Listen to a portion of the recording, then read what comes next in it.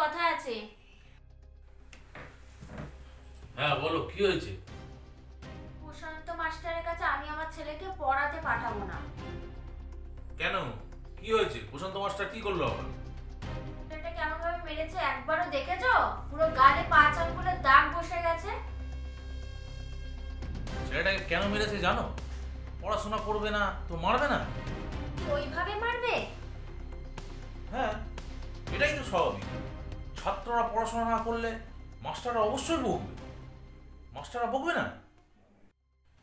মাস্টারমশাই আমাকে ফোন করেছিল, 3 দিন ধরে ছেলেটা পড়াশোনা করছে না, তাই জন্য মেরেছে। কই, আমাদের সময় তো আমরা মাস্টারমশাইয়ের কাছে কত মার খেয়েছি। আমার মারা তো কোনোদিন বলেনি যে অমুক মাস্টারের কাছে পড়াতে পাঠাবো না। আরে মাস্টারমশাইরা বকবে মারবে, এটাই তো স্বাভাবিক, তাই বলে পড়াতে পাঠাবো না? সব কিছু মাস্টারের উপর ছেড়ে দিলে হয় না। এবারে একটু ছেলেটার পড়াশোনার দিকেও নজর দাও, বুঝলে? এই তোমাদের মতো মায়েদের জন্য না আজকালকার মাস্টাররা ছাত্রদের শাসন করতে চায় না। তোমাকে বলাই আমার বেকার হলো।